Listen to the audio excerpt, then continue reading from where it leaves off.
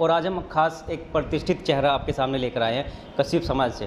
तो कश्यप समाज में अरविंद कश्यप जी रुड़की से हैं और काफ़ी समय से व्यापार मंडल के अध्यक्ष भी हैं और इस बार कश्यप समाज के अध्यक्ष भी उनको बनाया गया है दूसरी बार। तो हम स्वागत करते हैं उनका और कुछ खास चर्चा हम उसी तरह से करेंगे कि कश्यप समाज को लेकर आखिर उनकी क्या पहल रही है और किस तरह से उनके जो बहुत अच्छे वो काम करते हैं कश्यप समाज की बिरादरी के लिए। लेकिन एक कहीं ना कहीं कश्यप समाज छिपा हुआ है, तो उसको उजागर करने के लिए किस तरह से वो कार्य कर रहे हैं, तो हम सीधा चर्चा करेंगे और स्वागत करते हैं कश्यप जी का। नमस्कार जी। नमस्कार। अच्छा, तो आपको बहुत बहुत बधाई कि आप दूसरी बार फिर से अध्यक्ष बने। नमस्कार। आपको सबसे पहले आपका राही न्यूज़ का मैं हृदय से आभार व्यक्त करता हूँ। मैं कहना चाहूँगा कि कश्यप समाज जो है हमारे रुड़की शहर में आसपास के क्षेत्रों में बहुत संख्या में फैला हुआ है। और ये कश्यप समाज, जैसे हमारे पिताजी भी थे श्यामलाल कश्यप जी, वो भी पहले अपने समाज को बहुत अच्छी तरह अपनी समाज सेवा लगे हुए थे उनके भी। तो उनके बाद हमारे परिवार से मैं थोड़ा राजनीति में हूँ, शुरू से 2 बार मैं सभासद भी रहा हूँ 89 में। तो शुरू से एक मेरा लगन था कि मैं समाज की सेवा में अपना पूरा योगदान दूँ। अभी जब हमारी एक धर्मशाला है रुड़की पुरानी तहसील में, उसको 20 साल हो गए बने हुए। सबसे पहले उसके अध्यक्ष थे कृष्ण जी। हर 5 साल बाद वहाँ पे एक चुनाव की प्रक्रिया होती है। जैसे चुनाव होता है, नामांकन होता है, फिर उसके प्रस्ताव भी होते हैं। मगर ये इस बार हमारा 4थी बार ये चुनाव हुआ है और बिल्कुल निष्पक्ष और निर्विरोध चुनाव। इसमें कोई किसी का मन मुटाव नहीं है, ना मन मुटाव है, ना भेद जैसे होता है ना, वो भी नहीं है। बिल्कुल जैसे सब कहते हैं ऐसे ही हो जाता है। अच्छा, हम थोड़ा सा जानना चाहेंगे कि जो हमारे दर्शक है वो भी हमें देख रहे हैं कि कश्यप समाज में काफ़ी नाम रुड़की में रहा है। पिताजी भी थे, दादाजी भी थे। अंग्रेजी काल में भी सबसे पहले यहाँ पे एक दुकान हुआ करती थी, तो वही आज डेवलप हो चुकी है। तो थोड़ा सा हम चाहेंगे कि पुराने समय के बारे में आप बताइए कि जब अंग्रेजी राज होता था तब आपका बचपन था और दादाजी थे, उनके बारे में थोड़ा सा बताइए। चलो ये बात शुरू कर देते हैं। जो हमारे दादाजी थे श्री कुंदन लाल जी थे। आज जो हमारी दुकानें सब खुली हुई हैं वो हमारे दादाजी के नाम से ही है। कुंदन स्वीट्स है उधर, जो हमारी पुरानी दुकान है। और अभी उसके बाद फिर हमने सिविल लाइन में गणपति कुंदन स्वीट्स, एक और हमारी उधर ही थी, बराबर में थी, वो कुंदन लाल श्यामलाल के नाम से थी। एक मेरे बेटे ने और रामनगर चौक से मकतूलपुरी रोड पे वो 56 भोग कुंदन स्वीट्स के नाम से हमारी 4 ब्रांच हैं। और हमारे पिताजी बताते थे, दादाजी को भी मैंने देखा है, 1912 में हमारे दादाजी ने काम शुरू करा था। तब इतनी आबादी नहीं थी। तब पहले जैसे शादियाँ होती थी गांव में, बहुत दूर दूर तक हमारे दादाजी पहले चाय का काम करते थे। जैसे शादियों में जाना, मिठाई बनानी, और उस टाइम पे मिठाई भी बहुत बनती थी। ये तो नई नई मिठाइयाँ तो शुरू हुई हैं 20-25 साल से। पहले लड्डू, मट्ठी, जलेबी ये चलती थी और इमरती, बालूशाही। तो पिताजी बताते थे कि 10 दिन पहले, 8-10 दिन पहले मिठाई बननी शुरू हो जाती थी। वहाँ जाके पहले भट्टी पे बनानी। अब ये गैस सिलेंडर वगैरह तो भी आए ना, पहले भट्टी पे और लकड़ी पे, लकड़ी की जो होती थी भट्टियाँ, उससे बनती थी। तो ये ऐसे ही लगातार चलता रहा। हमारे पिताजी और दादाजी ने बहुत मेहनत करी। फिर उसके बाद हमारे पिताजी राजनीति में भी थे और समाज के कार्यों में भी लगे हुए थे। वो भी 3 बार चुनाव लड़े हैं। तीनों बार वो नगर पालिका चुनाव जीते हैं। एक बार वाइस चेयरमैन भी रहे। तो वो जो हमारा क्षेत्र था जहाँ पे हमारा निवास था, वो हमारा बिल्कुल एक कश्यप समाज जैसे हमारी बिरादरी के काफ़ी घर थे वहाँ पे। तो वहाँ पे हमारा एक जैसे परिवार होते हैं ना समाज में, वो थे हमारे। और आसपास जो जितने भी और मोमडन भी काफ़ी हैं अंबर तालाब में, जहाँ पे हमारा मकान है, पंजाबी भी हैं। मगर शुरू से वो प्यार हमें मिलता रहा। जैसे पहले पिताजी को मिला, फिर मैं एक बार वहाँ से चुनाव लड़ा 89 में, मैं भी बहुत अच्छी वोटों से जीता। उसके बाद फिर वो सीट महिला सीट हो गई। फिर हमारी भाभी जी चुनाव लड़ी, नीलम कश्यप जी, वो चुनाव जीती। उसके बाद में राजेशगढ़ के टाइम में मुझे नॉमिनेट करा राज्यपाल द्वारा। तो ऐसे ही हमारा ये चला आ रहा है। और ये दुकान जो है, मैं कहना नहीं चाहूँगा, हमारे पिताजी कहते थे भाई मेहनत पूरी करनी है, और कभी भी एक तो जो कम रेट पे माल मिलता है ना, वो नहीं लगाना बिल्कुल भी। जैसे कोई रिफाइंड का टीन है, उस टाइम पे बहुत सस्ते होते थे, मगर कभी पिताजी ने ये नहीं कहा कि भाई ये वाला रिफाइंड लगा लो या कोई दूसरा। हाँ, अब भी ऐसे, हमने अब भी ऐसे रखा हुआ है।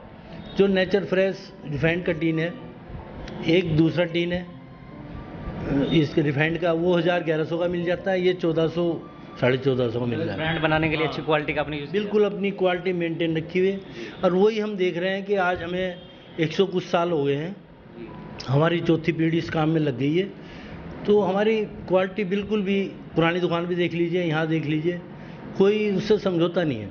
तो दर्शकों, मैं आपकी जानकारी के लिए बता दूं कि कुंदन स्वीट्स 100 साल से ज़्यादा यानी 1 सेंचुरी पार कर चुकी है, और ताऊजी इस वक्त हमारे साथ मौजूद है, जिनसे हम आज साक्षात चर्चा कर रहे हैं। उनका जो समय रहा, हम उसी समय की चर्चा हम कर रहे हैं कि किस तरह से उनका जो समय रहा था पहले, किस तरह से उसमें कहाँ से कहाँ तक आज ये पहुँच चुके हैं, उसी के बारे में हम चर्चा कर रहे थे। तो जैसे कि आज देखा जाए कि आज के टाइम में एक अपने आप में पहचान बनते जा रहे हैं, आप भी कुछ खास कोशिश कर रहे हैं, और हमारे कुछ और कश्यप समाज के जो लोग हैं वो भी जुड़े हुए हैं। आप उनको क्या संदेश देना चाहेंगे?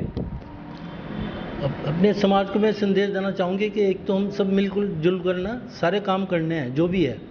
अभी जैसे 5 अप्रैल को हम महर्षि कश्यप ऋषि जयंती मनाते हैं, वो भी हम 5-6 साल से बड़े अच्छे स्तर पे मना लगे। इस बार तो कोरोना की वजह से ये नहीं हुआ, मगर हम 4-5 साल से हमने इसमें बाहर से भी गेस्ट बुलाते हैं। जैसे अभी 2 साल पहले हमारे राम कुमार जी हैं, वो राज्यसभा सांसद थे कुरुक्षेत्र से, वो आए थे। इससे पहले भी जितने भी हमारे समाज के जो एमपीज वगैरह हैं, सबको बुलाते हैं, और हम चाहते हैं कि अपने समाज का नाम अपनी और ऊंचाइयों तक जाए। और जो हमारे नई पीढ़ी है, मेरा उन पे यही रहता है कि भाई आप एजुकेशन बहुत ज़रूर करो। एजुकेशन जितनी ज़्यादा होगी, हमारी बिरादरी के लोग IAS अफसर बनेंगे, PCS अफसर बनेंगे, क्योंकि ये भी हमारे समाज में बहुत कम चल रहा है। और अब धीरे धीरे मैं देख रहा हूँ 4-5 सालों से, अब हमारे जो समाज के लोग हैं वो भी बढ़ चढ़ कर हिस्सा लेते हैं और अच्छी पढ़ाई कर रहे हैं। अभी एक देहरादून की लड़की है, उसकी शादी सहारनपुर हुई है, हमारे समाज की है, और वो जज बनी है। तो बड़ा अच्छा लगता है जब अपने समाज का कोई अच्छा व्यक्ति ऊपर ऊंचाइयों तक जाता है। तो मेरा भी यही मानना है कि एजुकेशन बहुत ज़रूरी है अपने समाज को। हम तो ये कहते हैं कि पढ़ाई जितनी ज़्यादा है वो ज़रूरी है, चाहे भले ही उसको अपना बिजनेस करना पड़े, मगर एजुकेशन पढ़ाई बहुत ज़रूरी है, और ख़ासकर लड़कियों के लिए तो बहुत ज़रूरी है। आगे जैसे हमारा हरिद्वार में भी एक सम्मेलन होता है, हरिद्वार धर्मशाला है हमारी, कश्यप धर्मशाला, बहुत बड़ी धर्मशाला है। उसके पिताजी पहले फाउंडर वो थे धर्मशाला, उनके प्रयास से शुरू हुई थी, और बहुत हरिद्वार के बहुत पुराने आदमी थे उसमें। आज उस टाइम को देखो तो हमारे पिताजी बहुत घूमे उस धर्मशाला के लिए, और जहाँ से भी जो कुछ मिला ना, किसी ने 50 रुपये दिए तो वो भी उन्होंने लिए हैं, किसी ने 10 रुपये दिए, वो भी उन्होंने चंदा इकट्ठा करा बहुत दूर दूर तक। आज उन्हीं की मेहनत का फल है। और सभी साथियों का, जो BHL से हैं, अपने विनायक होटल वाले हैं, महावीर जी हैं, और नथुराम जी हैं, तो भूत सिंह जी हैं जो आजकल प्रधान हैं, बहुत प्रयास से आज वो 27 कमरों का हमारा धर्मशाला बिल्कुल तैयार है। और उसमें आगे जो अपने समाज के लोग हैं वो तो ठहरते ही हैं, और दूसरे समाज के भी कोई भी आए तो हमने एक मिनिमम वो रखा हुआ है, आके कोई भी वहाँ ठहर सकता है कोई, और बिल्कुल मेन रोड पे है वो। और एक चीज़ और मैं कहना चाहूँगा, ऐसी धर्मशाला हमने रुड़की में ही, अपना जो पुरानी तहसील है हमारे आइस फैक्ट्री के सामने ही, वहाँ पे एक धर्मशाला का निर्माण शुरू करा था हमारे पिताजी ने ही। आज वो बिल्कुल बन के तैयार हुई, उसमें 2 हॉल थे पहले।